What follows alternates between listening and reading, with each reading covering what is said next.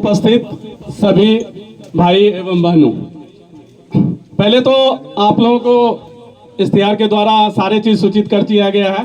फिर भी मोटे मोटे तौर पे पहले एजेंडे को डिस्कस करते हैं।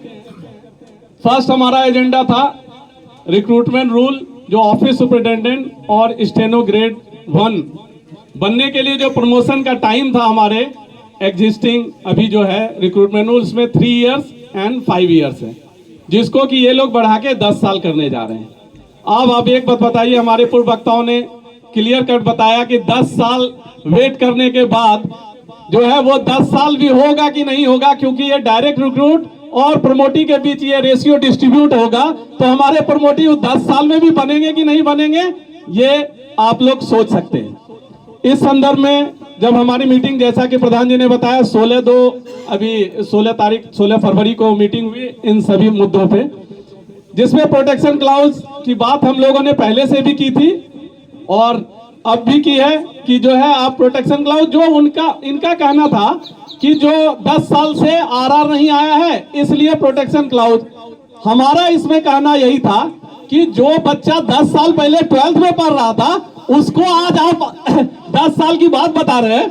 वो तो डिपार्टमेंट में ज्वाइन किया है ये देखते हुए कि 3 साल का रेसिडेंसी पीरियड है, वो अभी ज्वाइन कर रहा है और उसके ऊपर आप थोपने जा रहे हैं।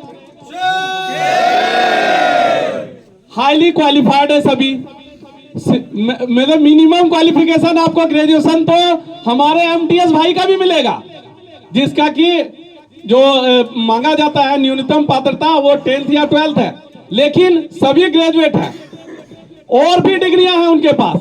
जब आपके पास वेल क्वालिफाइड लोग हैं तब आप इस ढंग से, लोग प्रमोट करता है कि डिमोट करता है। आप 3 इयर्स की जगह 10 साल दे रहे हैं, जो एक लंबा समय होगा, उसको क्या हतोत्साहित नहीं होगा, वो काम करने में कितना इंटरेस्ट रखेगा। आप बताइए, अरे ये तो प्रमोशन कितनों काम कर लो, ये तो वही हमें घिसी पिटी 10 साल लेकर जाएंगे, तो एक मोटिवेशन नहीं होता है। प्रमोशन एक मोटिवेशन है। उसके बाद उनको बताया कि भाई 2022 में लेटेस्ट जो ओएम निकला हुआ है उसके ऊपर भी डीओपीटी ने बोला है कि अगर एग्जिस्टिंग एम्प्लॉय को एडवर्सली इफेक्ट डालता है तो उसके लिए प्रोटेक्शन क्लाउज है। कहां लिखा हुआ है? आप डीओपीटी के फॉलो कर रहे हैं 10 साल 5 साल जितने भी साल, और आप उसके इस चीज को फॉलो नहीं कर रहे हो, कहीं भी नहीं। जब एडवर्सली इफेक्ट डालता है आप प्रोटेक्शन क्लाउज दीजिए, आपको लाना ही है। एक तो हम लोगों का था कि ये गलत हो रहा है, लेकिन आप अगर किसी मजबूरी बात लाना भी चाह रहे हैं तो जो आपके एम्प्लॉय ज्वाइन कर चुके हैं उनको प्रोटेक्शन देना आपका फर्ज है, आपका दायित्व है। सिर्फ आप अपने बारे में सोचिएगा और आपके नीचे जो एम्प्लॉय काम कर रहे हैं उसको कोई मोटिवेशन नहीं दीजिएगा। तो ये सिर्फ इसको अफसरशाही कहते हैं, इसी को अफसरशाही कहते हैं। लाल फीता अफसरशाही मुर्दाबाद, मुर्दाबाद, मुर्दाबाद। तानाशाही नहीं चलेगी, नहीं चलेगी, नहीं चलेगी। अफसरशाही नहीं चलेगी, नहीं चलेगी, नहीं चलेगी। लाल फीताशाही, जिसमें जैसे हम बताया प्रधान जी ने सारे डॉक्यूमेंट इन्हें दे दिए, लेकिन वो साइड में है, नोट शीट पे आ ही नहीं रहा है। तो जब हम आपको डॉक्यूमेंट दे रहे हैं जो कि आपका काम है, आप इजीली अवेलेबल करा सकते हैं किसी भी मिनिस्ट्री से, किसी भी डिपार्टमेंट से, वो भी हम अरेंज करके दे रहे हैं, उसके बावजूद भी नोट शीट पे आप नहीं ला रहे। डाउनग्रेडिंग का मुद्दा लगातार 6 महीने से हम लोग परस्यू कर रहे हैं। कई बार ऑफिशियली और अनऑफिशियली हम लोग परस्यू करने आते हैं कि भाई जो ये डॉक्यूमेंट चाहिए, वो डॉक्यूमेंट चाहिए, सब चीज दिए।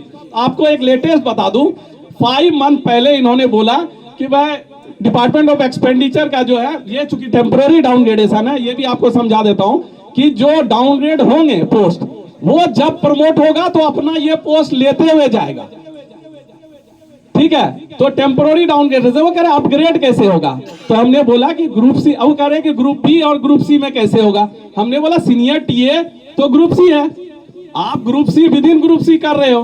बोला कि आपके बोलने से क्या होता है, डिपार्टमेंट डीओपीटी 4200 ग्रेड पे को जो है ग्रुप बी मानता है।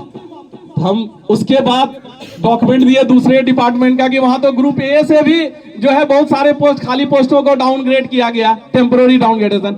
अभी लेटेस्ट में सीबीईसी में स्टेनो ग्रेड 1 4200 ग्रेड पे है। आप जब ये मापदंड रख रहे हैं कि 4200 ग्रेड पे जो है डीओपीटी मानता है, तो उसका टेम्पोररी डाउनग्रेडेशन आप लोग ऑर्डर देखे भी होंगे, टेम्पोररी डाउनग्रेडेशन हुआ और अपग्रेड भी होगा। जब टेम्पोररी डाउनग्रेड वो 4200 ग्रेड पे डाउनग्रेड हो सकता है, तो हमारे सीवीडीटी में क्या दिक्कत है? इसका मतलब है एचआरडी में जो नीचे बैठे हुए ये हडल बने हुए हैं, मीटिंग में जो उसके हायर अथॉरिटी है वो नहीं कुछ बोल पा रहे। क्या आपका दायित्व तो नहीं है कि आप इश्यूज को स्टडी करें, इश्यूज को स्टडी करके आप रिप्लाई दें? सिर्फ इसका मूक दर्शक, जिनकी आज चर्चा हो रही है, उसका मूक दर्शक वो जो बोल रहे हैं वो लोग सुन रहे हैं, बस इतना ही कर रहे हैं। अरे आपको डिसीजन लेना है, मेंबर एडमिन के पास फाइल जाती है, कुछ जो क्वेरी वो रेज करते हैं, अनऑफिशियली लोगों से पता चला है कि मेंबर एडमिन ने बोला कि आप डिसीजन लेने के लिए हमें तो फाइल पुटअप कर देते हो, दूसरे डिपार्टमेंट का आप एग्जाम्पल तो नोटशीट पे लाए ही नहीं हो, जो कि पब्लिक डोमेन में भी है। अब समझिए ये नोटशीट ही इस ढंग से पुटअप करते हैं जो अप्रूव ना हो। हमें बोला जाता है कि हम तो भेज दिए, अपना काम कर दिए हैं। अरे अपना काम कर दिए हैं तो आप टाइम फ्रेम बताइए कि आप कितने दिन में इसे कर देंगे, तो नहीं बता सकते। हमने नहीं बता सकते तो आप नोटशीट पे क्या लिखे हैं ये हमें कैसे पता? मीटिंग के दौरान ये बात हुई, बोला हम आपको मीटिंग मिनट्स थोड़ा पढ़ाएंगे, वो नोटशीट थोड़ा पढ़ाएंगे। हमने तो नोटशीट अगर नहीं पढ़ाएंगे तो फिर टाइम फ्रेम बता दीजिए। नोटशीट अगर पढ़ लेंगे तो पता चलेगा कि आपने क्या लिखा है, अगर नहीं पढ़ा रहे तो आप टाइम बता दीजिए कितने दिन में ये काम होगा, लेकिन नहीं। तो इस तरह इनका रवैया हो रहा है कि हमें किसी तरह जहां आए हैं वहीं पर ये रहे, बस गुलाम बन के। ये अभी तक मानसिकता अंग्रेजों वाली जो है वो इनके दिमाग से नहीं गई है। तो उसके बाद आपको और भी इशूज है, 2-3 इशू में